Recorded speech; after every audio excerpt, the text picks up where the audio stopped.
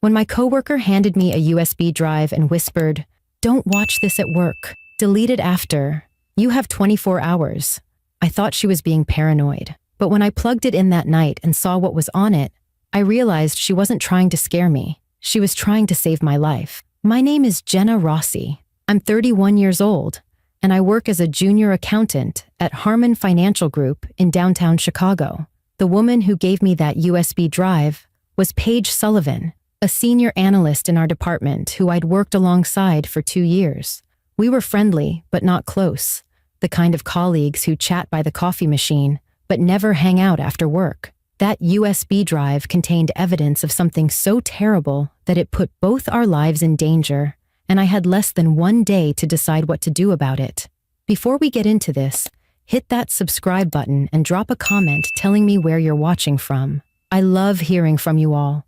I've been working at Harmon Financial Group for 2 years now. It's a mid-sized investment firm with about 200 employees, located in one of those glass office buildings in downtown Chicago that looks impressive from the outside, but is pretty standard inside. Cubicles, fluorescent lights, the constant hum of computers and hushed phone conversations. I started there right after getting my accounting degree, working my way up from an entry-level position to junior accountant. The job was demanding, especially during tax season, but I was proud of what I'd accomplished. The pay was decent, the benefits were good, and I felt like I was building a real career. My life outside work was pretty simple. I share a small apartment in Wicker Park with my best friend from college, Melissa. She works in marketing, and we've been roommates for 3 years now. Most of my days follow the same routine. Wake up at 6:30, take the Blue Line downtown, work from 8 until 6, sometimes later if we're busy. It's not exciting, but I like routine. After growing up in a household where my dad's construction business almost went bankrupt twice, and money was always a source of stress, having stability feels like a luxury I don't take for granted. I'm close with my younger brother Lucas. He's 26 and works as a software engineer out in San Francisco. We text almost every day and video chat on weekends.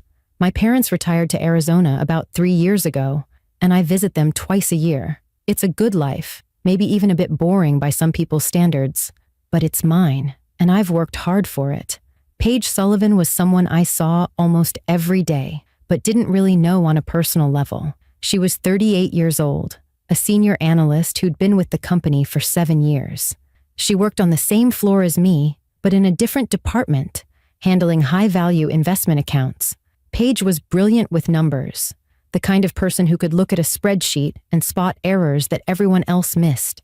She was quiet and kept to herself, mostly always polite, but never really chatting about her personal life. Our interactions were limited to small talk in the break room or brief exchanges about shared clients. She always seemed a bit stressed, but I figured that was normal for someone in her position.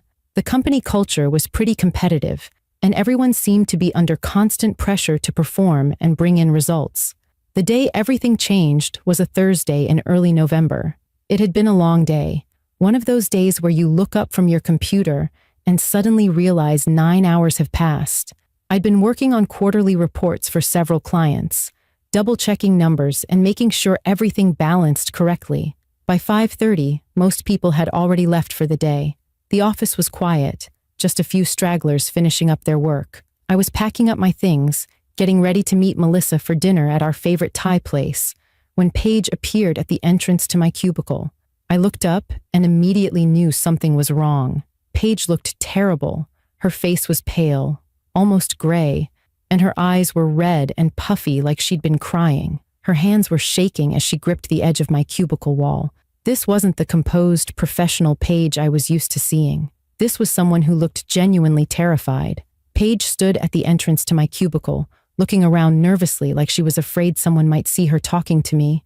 "Jenna, do you have a second?" Her voice was barely above a whisper, shaky and uncertain. I could see her hands trembling against the gray fabric of the cubicle wall. "Of course. Are you okay? You don't look well." I started to stand up, concerned that she might need medical help or something. She looked like she was about to collapse. Paige stepped closer, her eyes darting toward the security cameras mounted in the corners of the office ceiling. I'd never really paid attention to those cameras before, but the way she was looking at them made my skin crawl. She reached into her blazer pocket and pulled out a small USB drive, the plain black kind you could buy at any office supply store for a few dollars. There was nothing special about it, no markings or labels, just a standard flash drive. "I need you to take this," she said, pressing it into my palm. Her hand was cold and clammy against mine. "Don't open it here. Don't watch it at work. Take it home tonight. Watch it on your personal computer, not anything connected to the company network. And after you watch it, delete everything and destroy the drive." I stared at the USB drive in my hand, feeling increasingly uncomfortable with this entire situation. What could possibly be on this drive that required all this secrecy and paranoia? "Paige, what is this? What's going on?" I tried to keep my voice calm, but I could hear the edge of fear creeping in. Was this some kind of weird prank? Was Paige having some sort of mental breakdown? She'd always been so professional and put together, and now she was acting like we were in some kind of spy movie. "I can't explain right now," Paige said, glancing over her shoulder again toward the hallway. "There are cameras everywhere. Microphones too, probably. Just trust me on this. Watch it tonight when you get home. You'll understand everything once you see what's on there. And Jenna," she grabbed my wrist suddenly, her grip surprisingly strong and desperate. "You have 24 hours to decide what to do with what you see. After that, it might be too late for both of us." My heart started pounding. "Too late for what? Paige, you're really scaring me right now. If something's wrong, we should talk to HR or go to the police or something." She shook her head violently, releasing my wrist and taking a step back. "No, not HR. Definitely not HR. They're part of it. Just watch the videos, and you'll understand why I can't go to anyone here, why I can't go to the police alone." Videos? There were videos on this drive? Videos of what? "I'm so sorry to drag you into this," Paige continued, her voice breaking slightly, "but I didn't know who else to trust. You're new enough that you're not part of their inner circle, but you're smart enough to understand what you're looking at when you see it. Please, just watch it tonight. All of it. Then you'll know why I need someone else to have this information." Before I could ask any more questions, before I could even process what she was saying, Paige turned and walked quickly toward the elevators. Her footsteps were fast and purposeful, and she didn't look back at me once. I watched her disappear around the corner, and then I was alone in my cubicle, holding this mysterious USB drive that suddenly felt like it weighed 1,000 pounds. I looked around the office. A few people were still at their desks, several rows away, heads down, focused on their computer screens. Everything looked completely normal. The hum of the air conditioning, the distant sound of someone typing, the soft glow of computer monitors in the dimming evening light. But nothing felt normal anymore. Paige's terror had been real. Her shaking hands, her pale face, the way she kept looking at the cameras like they were weapons pointed at her. Whatever was on this USB drive, it had scared her badly enough to risk giving it to me, a colleague she barely knew. I slipped the drive into my coat pocket and finished gathering my things. My hands were shaking now, too, and I couldn't stop glancing at those security cameras that I'd never noticed before. Were they just recording? Or was someone watching right now? Did anyone see Paige give me the drive? I grabbed my purse and my laptop bag and headed for the elevators, trying to act casual even though my heart was racing and my mind was spinning with questions I couldn't answer. The train ride home felt like it took forever. I sat in my usual seat on the blue line, clutching my bag where the USB drive was hidden in my coat pocket. Every time someone walked past me or looked in my direction, I felt a spike of anxiety. I kept replaying Paige's words in my head. "You have 24 hours to decide what to do." 24 hours for what? What kind of decision was I supposed to make? I pulled out my phone and almost texted Paige, demanding more explanation, but something stopped me. She'd been so careful about the cameras, so paranoid about being overheard. If she was that worried about surveillance at work, maybe my phone wasn't safe either. I put it back in my pocket and tried to calm down, but it was impossible. By the time I got home, my stomach was in knots and my hands wouldn't stop shaking. Melissa was in the kitchen when I walked in, stirring a pot of pasta sauce and humming along to music playing from her phone. "Hey, perfect timing. Dinner's almost ready. How was work?" She turned around with a smile that faded immediately when she saw my face. "Whoa, are you okay? You look like you've seen a ghost." I forced a smile and made up an excuse about having a headache and needing to finish some work in my room. Melissa looked concerned but didn't push it. I grabbed a bottle of water from the fridge and went straight to my bedroom, closing and locking the door behind me. I sat on my bed for a long moment, just staring at the USB drive in my hand. It looked so ordinary, so harmless, just a piece of plastic and circuitry. But Paige's terrified face kept flashing in my mind. Whatever was on this drive had scared her enough to risk her job, maybe even her safety, to make sure someone else knew about it. I opened my laptop, my personal one that I used for Netflix and online shopping, completely separate from any work systems. My cursor hovered over the USB port. Once I plugged this in, once I saw what was on it, there would be no going back. I'd know whatever terrible secret Paige had discovered, and that knowledge would make me responsible somehow. Part of me wanted to throw the drive away, pretend this never happened, go back to my normal, boring life where the biggest stress was meeting deadlines and dealing with difficult clients. But I couldn't. Paige had trusted me, and she was clearly in some kind of danger. I took a deep breath and plugged in the USB drive. The folder that opened contained 5 video files, each one labeled with a date from the past month and a text document titled, "Read this first." My hand trembled as I moved the cursor to the text file and opened it. The message was short and direct, written in the same careful, precise style that Paige used for everything. "These videos are security camera footage from the executive floor, obtained through the company server. They show what's really happening at Harmon Financial. Watch them in order. Then you'll understand why I can't go to the police alone, and why I need someone else to know the truth. If something happens to me, this evidence can't disappear with me. I'm sorry for involving you in this, Jenna. But I'm out of options and running out of time. Delete everything after you decide what to do. They're watching everything, and they're more dangerous than you can imagine." I read the message 3 times, my heart pounding harder with each word. Security camera footage obtained through the company server. That meant Paige had hacked into the company's security system. That was illegal. She could go to prison just for having this footage. And she'd given it to me, which meant I was now in possession of stolen evidence of something bad enough that Paige believed people were watching her, dangerous enough that she was afraid for her life. I double-clicked the first video file. The screen filled with grainy black and white security footage, showing the executive conference room on the top floor, a room I'd never been allowed in. The timestamp showed 11:47 p.m. on a Tuesday 3 weeks ago. 3 men sat around the polished conference table, and I recognized all of them immediately. Richard Harmon, the CEO and founder of the company; Michael Brennan, the CFO who signed all our paychecks; and David Shaw, the head of the investment division. The video had audio, and I turned up the volume on my laptop. Richard was speaking, his voice calm and businesslike, discussing what sounded like a normal client account. But as I listened more carefully, as I heard the numbers he was mentioning, and the way they were talking about moving money in increments to avoid detection, my stomach started to sink. They weren't discussing legitimate business. They were planning how to steal from clients without getting caught. I watched all 5 videos in succession, my horror growing with each one.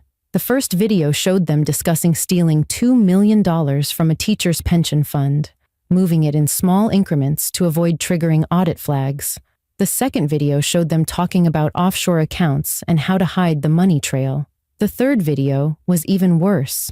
Richard Harmon was discussing how to handle an auditor who'd asked too many questions, using vague but clearly threatening language about making sure the person understood there were consequences for pursuing certain lines of inquiry. My hands were shaking so badly, I could barely control the mouse. The fourth video showed Paige herself entering that conference room late one evening, confronting Richard directly about what she'd discovered. Her voice was shaking, but determined as she told him she knew about the stealing, the falsified reports, the fraud. Richard's response made my blood run cold. He told her she was already complicit, that every report she'd signed over the past 2 years made her guilty too, and if this came out, she'd go to prison right alongside them. The difference, he said with a cold smile, was that they had money for expensive lawyers, and she didn't. The fifth and final video was dated just 2 days ago. Richard and Michael were discussing Paige, specifically calling her a liability. Michael said he thought she was planning to go to the authorities. Richard's response was chilling. He said they needed to make sure she understood the stakes, and if she talked, they'd make sure all the evidence pointed to her as the mastermind. And if that didn't work, he said, accidents happen. I slammed my laptop shut and jumped off my bed, pacing back and forth in my small bedroom. These men weren't just stealing money, they were threatening Paige's life, and now I knew about it too, which meant I was in danger as well. I grabbed my phone with shaking hands and started to dial 911, then stopped. Paige had specifically said she couldn't go to the police alone. Why not? What was she afraid of? I opened the text file again and reread her message. They're watching everything. Did that mean the police were involved somehow? Or was it something else? My mind was racing, trying to think clearly through the panic. If I went to the police right now with just this USB drive, what would happen? The videos showed clear evidence of fraud and threats, but Paige had obtained them illegally by hacking the company's server. Would they even be admissible in court? And if the police started investigating, how long would that take? Days? Weeks? Richard Harmon had money and powerful connections. He could make evidence disappear, intimidate witnesses, maybe even hurt people before anyone could stop him. I needed help. I needed someone I could trust completely, someone who would know what to do. I called my brother Lucas. He answered on the second ring, his voice cheerful and relaxed. "Hey Jen, what's up?" I could hear music in the background, the sound of his normal evening in San Francisco, a world away from the nightmare I'd just stumbled into. "Lucas, something's happened. Something bad. I need your help, and I don't know what to do." My voice cracked, and I realized I was crying. The fear and stress of the past few hours came pouring out all at once. Lucas's tone changed immediately. "Okay, I'm here. Tell me everything. What's going on?" I told him the whole story, speaking quickly and quietly, even though I was alone in my room with the door locked. I told him about Paige giving me the USB drive, about the videos showing senior executives planning to steal millions from clients, about the threats against Paige, about the message saying I had 24 hours to decide. When I finished, Lucas was silent for a long moment. Then he spoke, his voice serious and focused. "Jenna, this is federal crime territory. Wire fraud, money laundering, conspiracy. You can't just go to local police with this. You need the FBI or the Securities and Exchange Commission, people who actually investigate corporate financial crimes." He paused. "And you need to do it fast, before those guys figure out that Paige gave you copies of that footage." Lucas stayed on the phone with me for the next 2 hours. He helped me research the FBI's Chicago field office, looked up how to report financial crimes to the SEC, and made me promise to back up the files to a secure cloud storage he set up for me. By midnight, we had a plan. I would contact the FBI first thing in the morning and request an emergency meeting about evidence of financial fraud. Lucas insisted I not go into work tomorrow, to call in sick and stay far away from Harmon Financial until I'd talked to federal agents. But I couldn't stop thinking about Paige. She was in danger right now, tonight. "I need to warn her that I'm going to the FBI," I told Lucas. "What if something happens to her before morning?" Lucas tried to talk me out of it. "If you contact her, you might tip off the wrong people. Her phone could be monitored. Her emails could be tracked." I knew he was right, but I couldn't leave Paige completely in the dark. I compromised by sending a vague text message to her number. "Got your package. Taking it to the right people tomorrow morning. Be safe." I didn't use any names or specific details. 3 minutes later, my phone buzzed with her response. "Thank you. I knew I could trust you. I'm okay for now. Do what you need to do." I tried to sleep, but it was impossible. Every sound in the apartment made me jump. At 3 in the morning, I was still wide awake, staring at the ceiling, when my phone rang. Unknown number. My heart stopped. I let it go to voicemail, too afraid to answer. 30 seconds later, another call from a different, unknown number, then a text message that made my blood freeze. "We know what Paige gave you. Bring the drive to the office tomorrow, 9 a.m. Richard's office. Come alone. Don't make this complicated." They knew. Somehow they'd found out, and now they were coming after me too. I called Lucas back immediately, my hands shaking so badly I could barely hold the phone. "They know. They just texted me. They want me to bring the drive to the office tomorrow morning." Lucas's voice was sharp and urgent. "Do not go anywhere near that building. Call the FBI right now. Not in the morning. Right now. This is an emergency." I found the FBI Chicago field office emergency number and called, my voice trembling as I explained the situation to the agent who answered. He listened carefully, asked me to immediately email copies of the video files to a secure address he provided, and told me to stay in my apartment and lock all the doors. "We're sending agents to your location now. Don't leave. Don't answer calls from numbers you don't recognize. Just wait for us." Within 40 minutes, there was a knock on my door. 2 FBI agents stood in the hallway, showing their credentials through the peephole.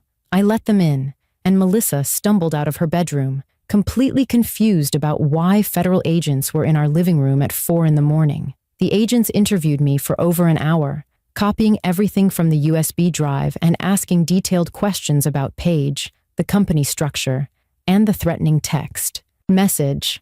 One agent made a phone call, then turned to me with a serious expression. "We're sending a team to check on Paige Sullivan right now. We're also executing a warrant to seize records from Harmon Financial at 6 a.m. before anyone can destroy evidence." The other agent looked directly at me. "Ms. Rossi, you did exactly the right thing calling us immediately. Based on what we're seeing in these videos and the threat you received, you and Ms. Sullivan may need protective custody until we can make arrests." At 6:47 that morning, my phone rang. It was Paige, and she was crying. "Jenna, 2 men came to my apartment an hour ago. They tried to break down my door. I called 911 and they ran, but I'm terrified. I don't know what to do." The FBI agent took my phone and identified himself, telling Paige that agents were already on their way to her location. Within minutes, they confirmed she was safe and being brought to FBI offices for protection. By 9 a.m., Richard Harmon, Michael Brennan, and David Shaw were arrested at their homes before they could get to the office. The FBI seized computers, financial records, and files from Harmon Financial. The investigation eventually uncovered $47 million in stolen client funds, falsified documents going back 5 years, and evidence of threats and intimidation against multiple employees. Paige's security footage, combined with the company's own records, built an overwhelming case that the defense couldn't fight. The trial took place 8 months later. Richard Harmon was sentenced to 23 years in federal prison for wire fraud, money laundering, and conspiracy. Michael Brennan got 18 years. David Shaw cooperated with prosecutors and testified against the others, receiving a reduced sentence of 8 years. The stolen money was recovered and returned to victims, including the teachers' pension fund that had lost millions. Paige and I both testified at the trial. Sitting in that courtroom, facing the men who'd threatened our lives, was terrifying. But we had each other, and we had FBI agents who believed us and protected us.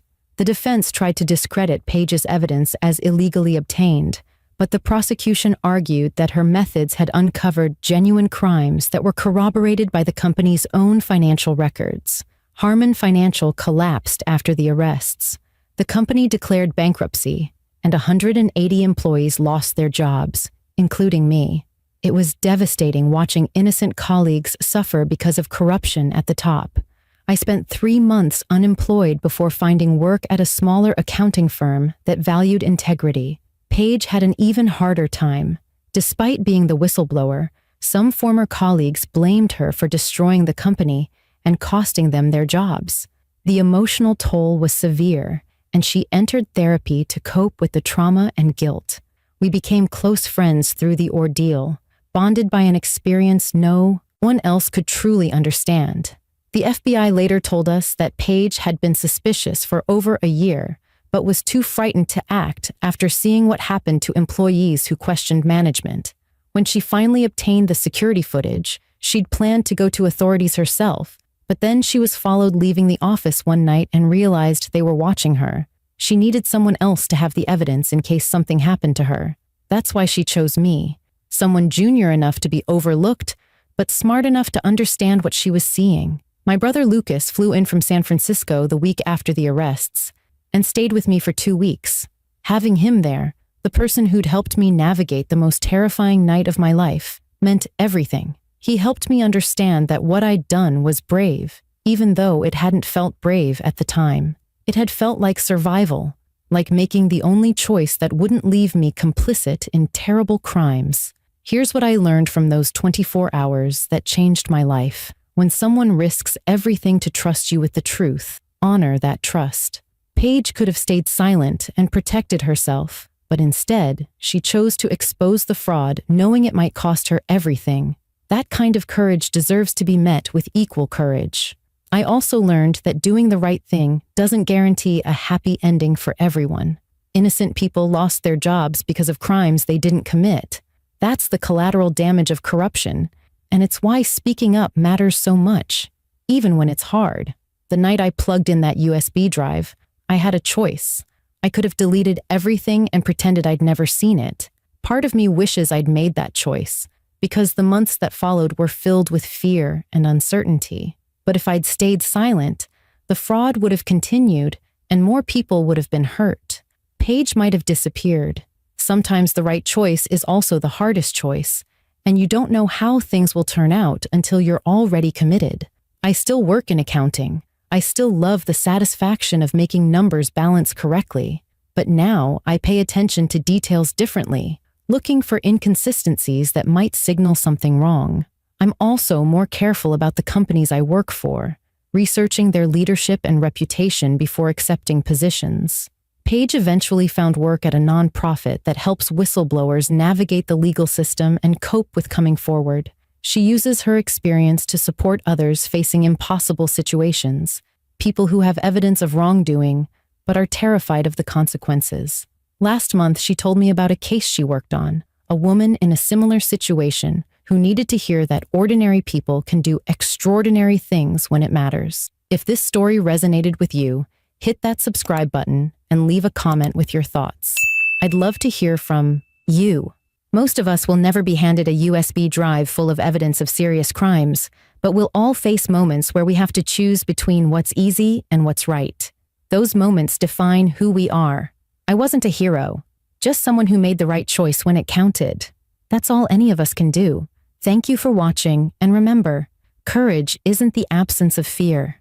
It's doing what needs to be done, even when you're terrified.